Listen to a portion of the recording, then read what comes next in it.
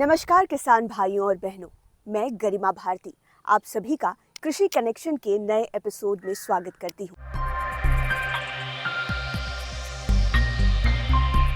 जैसा कि आप सब जानते हैं, हमारा ये कार्यक्रम पूरी तरह से तकनीकी खेती पर आधारित है, जिसके जरिए हम आपको नवीनतम कृषि तकनीकों से अवगत कराते हैं। इसके साथ ही आने वाले सप्ताह के मौसम की जानकारी और समसामयिक सुझाव भी देते हैं। आज के इस एपिसोड में हम जानेंगे कंबाइन मशीन द्वारा रह गए फसल के अवशेषों का प्रबंधन किस प्रकार किया जाए ताकि उसे चारे में परिवर्तित किया जाए। इस विषय में विस्तृत जानकारी देंगे assistant professor engineer Shailesh Kumar.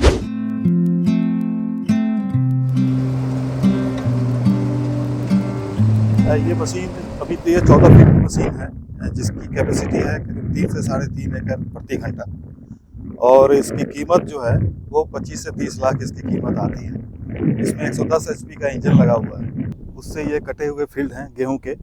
और आप देख सकते हैं कि इन्होंने जो कटिंग की है इस ग्रेन कंबाइन में, इसमें ये ऊंचाई काफ़ी ज़्यादा है और इसके साथ साथ ये इस तरह का ये अपने पीछे से डिस्चार्ज करती है। अब ये चूँकि गेहूं की फसल है तो ये किसानों को चाहिए होता है, क्योंकि इसका वो भूसा बनाते हैं अपने दुधारू गायों को खिलाने के लिए।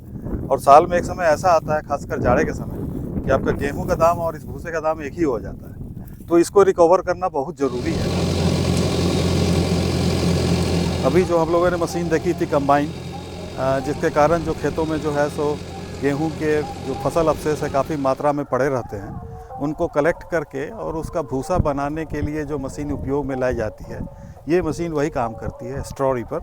इसमें भी आगे एक काटने का ब्लेड लगे होते हैं और ये जो है आपके किसी भी सामान्य ट्रैक्टर से चल सकते हैं जो कि 40 एचपी या उससे ऊपर की हो, और इसकी कैपेसिटी है 2 से 2.5 एकड़ प्रति घंटा। जो अपने जड़ से लगे हुए फसल अवशेष है उसको काटती है और जो लूज फसल अवशेष है उसको कलेक्ट करती है। इसके अंदर आता है, यहाँ पर चॉपर लगी हुई है, ये चॉपर इसको भूसा बनाती है, कुछ इस तरह का भूसा बन जाता है इसका। और पीछे में एक ब्लोअर लगा है, जिस ब्लोअर से ये पीछे एक कलेक्शन ट्रेलर है जो कि 2 से 2.5 घंटा में एक टेलर आपका भर जाता है। अमूमन इसका दाम जो है वो 3 से 4 लाख रुपया इसका दाम है। फिर सरकार इस पर सब्सिडी वगैरह की भी व्यवस्था रखी हुई है। 4 से 4.5 लीटर प्रति घंटा, ये डिपेंड करता है कि ट्रैक्टर कितना बड़ा है, इसकी खपत है डीजल की। तो किसान भाइयों, आपने जाना कि किस तरह से कंबाइन मशीन द्वारा रह गए फसल के अवशेषों का प्रबंधन हम स्ट्रॉ रीपर के जरिए कर सकते हैं, यानी कि उन फसल अवशेषों को आप आसान तरीके से स्ट्रॉ रीपर के जरिए चारे में परिवर्तित कर सकते हैं।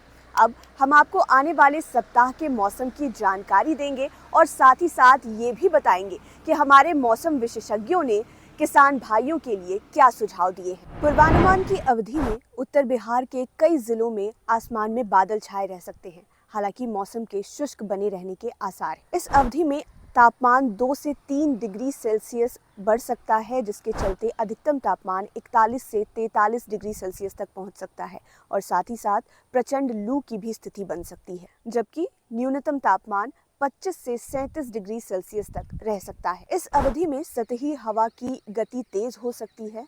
औसतन 12 से 16 किलोमीटर प्रति घंटे की रफ्तार से पछिया हवा चलने की भी संभावना है। अब आपको बताते हैं मौसम के अनुसार विशेषज्ञों ने क्या सावधानियां बरतने को कहा है और क्या समसामयिक सुझाव दिए हैं। उच्चतम तापमान एवं लू के प्रभाव से खड़ी फसलों में पानी की मांग अत्यधिक हो सकती है।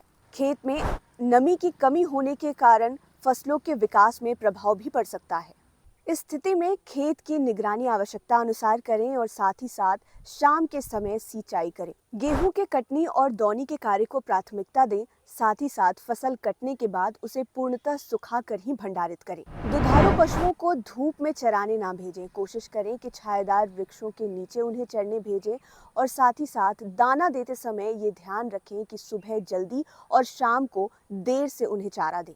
इस मौसम में सूखा चारा की मात्रा कम कर दें और कोशिश करें कि पशुओं को हरे चारे के साथ तिलहन की खल्ली भी दें। तो किसान भाइयों, उम्मीद है कृषि कनेक्शन का ये एपिसोड आपको पसंद आया होगा और इसमें दी गई विशेषज्ञों की सलाह आपके बेहद काम आएगी। हम हर सप्ताह कृषि कनेक्शन के नए एपिसोड के जरिए खेती बाड़ी से जुड़ी हुई तमाम जानकारियां आप तक पहुंचा रहे हैं।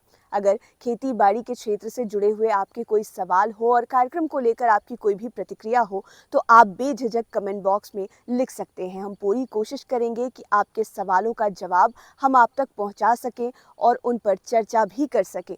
अगर आप ये वीडियो YouTube के माध्यम से देख रहे हैं तो हमारे चैनल को सब्सक्राइब करें। सोशल मीडिया पर देख रहे हैं तो फेसबुक पेज को लाइक कर इस वीडियो को अधिक से अधिक शेयर करें।